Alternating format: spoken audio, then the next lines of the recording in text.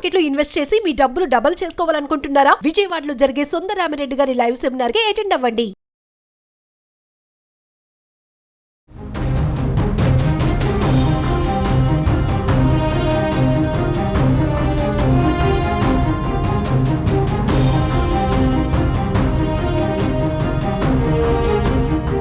నమస్తే, welcome to Suman TV.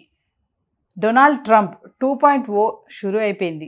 మరి America 47వ అధ్యక్ష పదవికి బాధ్యతలు చేపట్టేశారు. మరి ముందున్నటువంటి సవాళ్ళు ఏంటి, ఎలాంటి నిర్ణయాలు తీసుకోబోతున్నారు, మరి దీనిపైన మరింత సమాచారం అందించడానికి ఈరోజు మనతో పాటు ఉన్నారు centre for human security studies founder and executive director Kanneganti Ramesh Babu garu. మా సార్తో మాట్లాడదాం. నమస్తే సార్. నమస్తే నవీన్ గారు. బర్త్ రైట్ సిటిజన్షిప్ కూడా బ్యానే కదా సార్? ఒకటి కాంట్రవర్షియల్ ఏంటంటే, బట్ ఇప్పుడు షాకింగ్ న్యూస్ ఏంటంటే, మా పిల్లోడు కానీ మా అమ్మాయి కానీ నాకు అమెరికాలో పుట్టాలనుకుంటే నా భార్యను తీసుకెళ్ళి ప్రెగ్నెన్సీ టైంలో నేను అక్కడ వర్క్ చేస్తుంటే నా భార్యను ఇండియా నుంచి పిలుచుకొని అక్కడ పెట్టుకొని once she gives birth either to a boy or a girl, automatically the baby boy or a baby girl gets American citizenship, America పౌరసత్వం వచ్చేసేది. కానీ 21 జనవరి నుంచి 2025 నుంచి నువ్వు అమెరికన్ సిటిజన్ అయితేనే నీ భార్య కూడా అమెరికన్ సిటిజన్ అయితేనే మీ పిల్లలు అమెరికన్ సిటిజన్స్ అవుతారు.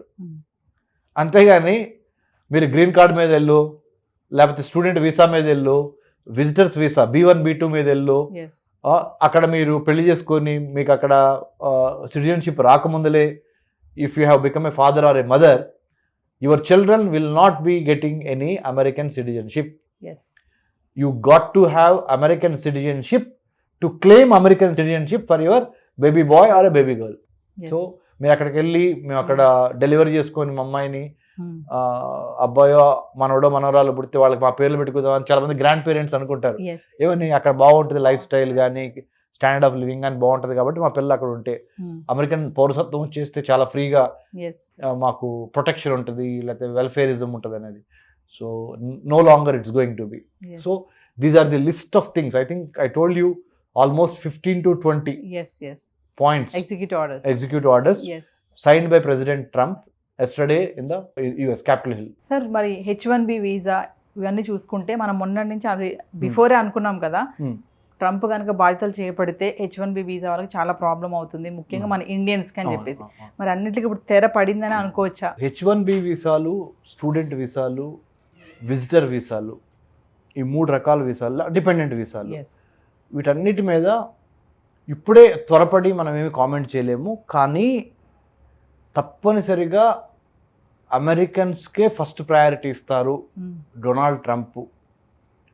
అమెరికన్ సిటిజన్స్కి నేను చెప్పేది ఫస్ట్ ప్రయారిటీ.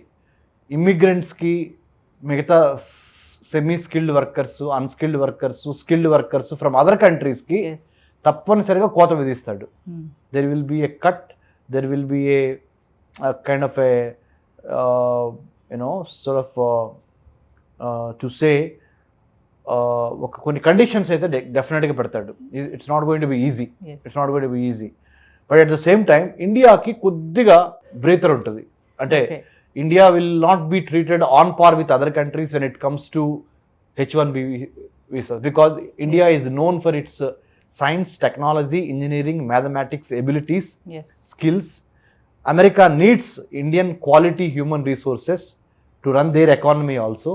So మన భారతీయుల్లో ఉన్న ప్రతిభా పాఠవాల ద్వారా కానీ మన భారత ప్రభుత్వానికి, ఇప్పుడున్న అమెరికా ప్రభుత్వానికి, అంటే మన నరేంద్ర మోడీ గారికి, మన హానరబుల్ ప్రైమ్ మినిస్టర్ గారికి, అక్కడ the president of the United states Trump గారికి మధ్య సత్సంబంధాలు ఉండటం కానీ, ఇండియన్ డయాస్పోరా అంటే ఏంటి, Indians living in United states of America, మన భారతీయులు ఎవరైతే అక్కడ ఉన్నారో వాళ్ళకున్న తెలివితేటలు కానీ, టెక్నాలజీ కానీ, వాళ్ళకున్న స్కిల్ సెట్స్ కానీ, ఇవన్నీ ప్రెసిడెంట్ ట్రంప్ తప్పనిసరిగా దృష్టిలో పెట్టుకొని భారతదేశంతో మాత్రం చాలా లిబరల్గానే, ఉదారంగానే, ప్రోగ్రెసివ్గానే, ప్రొడక్టివ్గానే, ఫ్రూట్ఫుల్గానే ఉంటాడు అని నేను అనుకుంటున్నాను.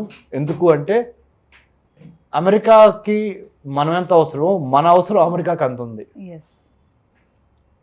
మనకి అమెరికా ఎంత అవసరమో అవసరమో, అమెరికాకి మన అవసరం అంత ఉంది. యా 2000 సంవత్సరంలో అంటే వాళ్ళ నుంచి 25 సంవత్సరాల క్రితం థింగ్స్ డిఫరెంట్. ఇండియా అంటే 4 సార్లు ఆలోచించి డబ్బులు ఇవ్వటం కానీ, మనకి గ్రాంట్ 4 సార్లు ఆలోచించి వీసాలు ఇవ్వటం కానీ అలా ఉండేది. 2025 కల్లా India and Indians have proved that their mental, physical, emotional, intellectual skill sets are extremely useful to bring a positive, vibrant, robust economic, political, technical changes in the United States of America. Yes అంటే ఇండియాతో కలవటం మూలాన అమెరికాకి లాభము, ఉపయోగకరము కాబట్టి ఇండియాని విస్మరించే పరిస్థితి లేదు, ప్రశ్నే లేదు ఎస్ అనేది తేటతెల్లం అయిపోయింది. అంటే అమెరికన్ ప్రెసిడెంట్ కూడా తొందరపడ్డు, ఇండియాని ఇబ్బంది పెట్టాడు. అంటే మనతో అవసరం ఉంది కాబట్టి మనకంత ప్రాబ్లం ఏమి ఉండదని అని చెప్తున్నారు సార్. 100%. ఎందుకంటే అంతర్జాతీయ సంబంధాలలో శాశ్వత మిత్రులు, శాశ్వత శత్రువులు ఉండరు. ఆ దేశం యొక్క ఆ రోజు ఉన్న ఆ దేశానికి సంబంధించిన లాభం ఏంటి, ఆ దేశానికి వచ్చే ప్రయోజనం ఏంటి, ఆ దేశానికి వచ్చే ఉపయోగం ఏంటి అనే దాని మీదే ఆ దేశం తన నిర్ణయాలు తీసుకుంటుంది. కానీ వీడు పర్మనెంట్ ఫ్రెండ్ అనో పర్మనెంట్ ఎనిమీ అనో అట్లా ఉండదు. ఎస్ అంటే there are no permanent friends and permanent enemies in international relations in that particular, given the particular time, yes context and text, whichever is feasible and possible, that only will be done. So going by that also, India is on the upswing. United States of America would like to work with India yes to contain China, to stop China, to control China. చైనాకు సంబంధించిన enlargement, entrapment, ఎన్సర్కిల్మెంట్ అంటే China భారతదేశం చుట్టూ ఇబ్బందికరమైన పరిస్థితులను నెలకొల్పుతుంది. అటు Sri Lanka, Bhutan, Yes. Nepal, Myanmar, Pakistan, Afghanistan, Bangladesh అన్నిట్లో China తన చాలా స్మార్ట్గా అంటే ఓవర్ స్మార్ట్గా ఎస్ ఏం చేస్తుందంటే భారతదేశాన్ని ఇబ్బంది పట్టే పరిస్థితులు చేస్తుంది. ఆ గేమ్ భారతదేశానికి అర్థమయ్యి మనం కూడా చాలా జాగ్రత్తగా చైనాకి ఎట్లా చెక్ పెట్టాలనేది మనం ఆలోచించి మనం కూడా అమెరికాతో, ఆస్ట్రేలియాతో, జపాన్, ఎస్ క్వాడ్ కంట్రీస్ అంటారు 4 countries, United states of America, Japan, Australia, India, quad countries అంటారు. అంటే క్వాడ్ అంటే ఈ చిత్రస్రం లాగా ఎస్ ఇండియన్ ఓషన్, పసిఫిక్ ఓషన్ని కాపాడుకోవటం కోసం చైనా యొక్క ఆధిపత్యం ఈ Indian ocean, Pacific ocean, Hindu మహాసముద్రంలో, పసిఫిక్ మహాసముద్రంలో చైనా ఆధిపత్యం లేకుండా చైనా యొక్క సామ్రాజ్యవాద విస్తరణ ఈ 2 సముద్రాల మధ్య జరగకుండా అమెరికా, ఆస్ట్రేలియా, జపాన్, ఇండియా కలిసి క్వాడ్గా ఏర్పడి ఎస్ కలిసి పనిచేస్తున్నాయి. కాబట్టి ఇండియాకి ట్రంప్ హయాంలో, అమెరికన్ ప్రెసిడెంట్ ట్రంప్ హయాంలో ఇండియాకి పెద్దగా నష్టం జరగదు అని నేను అనుకుంటున్నాను. ఎస్ నేనైతే మటుకి మిలిటరీ పరంగా, వ్యూహాత్మకంగా, స్ట్రాటజిక్గా it's a win win situation for both India and United States. The only worry, మనం ఎక్కడ వర్రీ అవ్వాలి అంటే ట్రంప్ కొంత unpredictable man, right? Yes I'm unpredictable అంటాడు కదా గేమ్ చేంజర్లో రామ్ చరణ్ అన్నట్టు. Yes this guy is also very unpredictable. ఏంటంటే హీ నెవర్ అంటే very temperamental also, but at the same time he knows what is wrong, what is right, and what to do, when to do. He's a smart guy also. Yes. He's a successful businessman also. For him, for America, there is no free lunch. అమెరికాలో ఉదారంగా ఫ్రీగా ఇచ్చేది ఏమి ఉండదు, దేనైనా డబ్బులతో కొనాల్సిందే. So America is a very big capitalistic country. So కాబట్టి వాళ్ళ యొక్క మైండ్ సెట్ని అర్థం చేసుకుని, అమెరికన్ మైండ్ సెట్ని మనం కూడా అదే విధంగా వాళ్ళతో వ్యవహరించి చాలా జాగ్రత్తగా ముందరికి వెళ్తామే అనే స్ట్రాటజీలో మనం ఉండాలి. సార్ ఒక్క విషయం చెప్పండి ఫైనల్గా. అంటే మామూలుగా ప్రతి ఒక్కరు కూడా అమెరికా వెళ్ళిపోవాలి అనేసి ఏదో డబ్బులు పెట్టుకుని, లోన్ పెట్టుకుని, ఈఎంఐ పెట్టుకుని, అప్పు చేసి వెళ్తూ ఉంటారు. అంటే ఇప్పుడు ఉన్న పరిస్థితుల్లో టాలెంట్స్ ఉండి వెళ్తేనే అక్కడ సస్టైన్ అవుతారు అంటే ఏం సర్వైవ్ అవుతారు. అవును, ఎస్ అవునండి, మంచి ప్రశ్నే సార్ నవీన్ గారు. వెరీ 2 సెంటెన్సెస్లో చెప్తా. అమెరికా వెళ్తానికి జిఆర్ఈ, టోఫెల్ రాసి వెళ్తాం ఒక మార్గం. ఇంకొక మార్గం ఏంటి, అమెరికాలో యూనివర్సిటీస్లో, కాలేజెస్లో సీటు కొనుక్కొని వెళ్తాం రెండో మార్గం. ఎస్ ఈ 2 మార్గాలు కాకుండా 3వ మార్గం ఉంది, అది చాలామందికి తెలియదు. మీ ప్రోగ్రాం ద్వారా చాలామంది భారతీయ విద్యార్థులకి, మరి ముఖ్యంగా తెలుగు విద్యార్థులకి నేను చెప్పొచ్చేది ఏంటంటే సుమన్ టీవీ ద్వారా, నవీన గారి ద్వారా, మీ ద్వారా 15 దేశాల్లో చదువుకోవటానికి ఫ్రీ స్కాలర్షిప్స్ ఉన్నాయి. Government of India, ministry of human resource development, మానవ వనరుల అభివృద్ధి మంత్రిత్వ శాఖ ఢిల్లీలో ఉంటుంది. ఓకే. అంటే మన యూజీసీకి, యూనివర్సిటీ గ్రాంట్స్ కమిషన్ కన్నా పైన ఈ మినిస్ట్రీ పనిచేస్తుంది. అన్ని ఎడ్యుకేషనల్ ఇన్స్టిట్యూషన్స్ ఎంహెచ్ఆర్డి పరిధిలో పనిచేయాల్సిందే. Okay. Ministry of human resource development వాళ్ళు 15 దేశాలతో మెమరాండం ఆఫ్ అండర్స్టాండింగ్, పరస్పర అవగాహన ఒప్పందాలు చేసుకున్నారు. దేనికి? భారతీయ విద్యార్థులు ఆ దేశాల్లోకి వెళ్ళి చదువుకోవచ్చు. 3 దశల్లో పరీక్షలు ఉంటాయి. There will be 3 stages where Indian students can avail scholarships abroad in 15 countries. By clearing those 3 steps, you can get scholarships for the free of cost. Yes. Number 1, how to apply, when to apply, where to apply. Center for Human Security Studies. I am Dr. Ramesh Kannaganti. They can reach out to me. Dr. Ramesh Kannaganti, if they Google search, they will come to know my details. I am the founder and executive director, Center for Human Security Studies, which is a not-for-profit, non-political, non-governmental think tank and research think tank working on internal security and foreign affairs of India. Yes.